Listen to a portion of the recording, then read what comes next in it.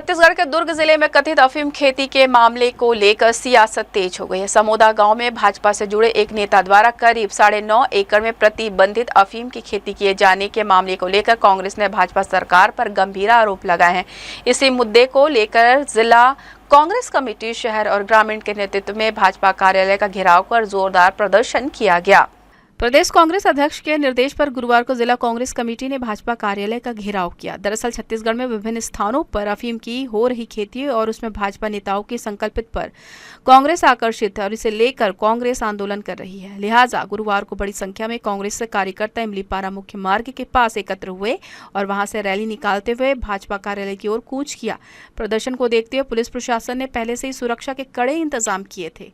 भाजपा कार्यालय के बाहर बैरिकेडिंग लगाकर बड़ी संख्या में पुलिस बल तैनात किया गया था।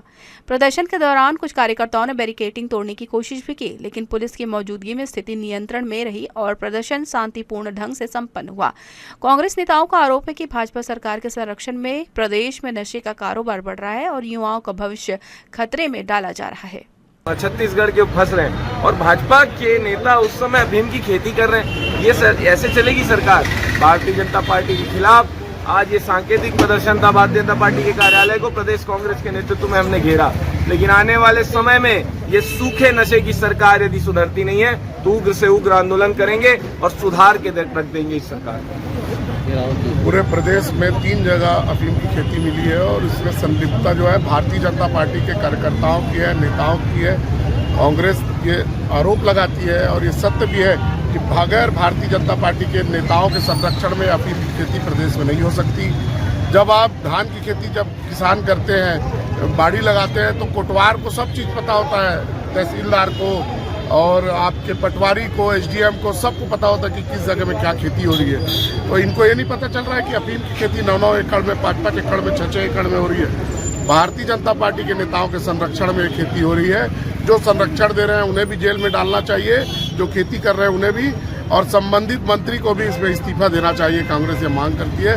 जब तक ये मांग पूरी नहीं होगी कांग्रेस सड़क की लड़ाई लड़ती रहेगी। छत्तीसगढ़ धान का कटोरा था, अब भारतीय जनता पार्टी इसको अफीम का कटोरा बना रहे हैं। उड़ता छत्तीसगढ़ अब पूरे देश में जानने लग गया है कि छत्तीसगढ़ उड़ता छत्तीसगढ़ की ओर अग्रसर हो रहा है। भारतीय जनता पार्टी के शासन में यहाँ के अधिकारियों व मंत्रियों के संरक्षण में अफीम की खेती हो रही है और अफीम की खेती करने वाले भारतीय जनता पार्टी के बड़े नेता हैं और उनको संरक्षण देने का काम यहाँ के प्रशासन और सत्ता में बैठे लोग कर रहे हैं, जो छत्तीसगढ़ के लिए बहुत ही दुर्भाग्य की बात है।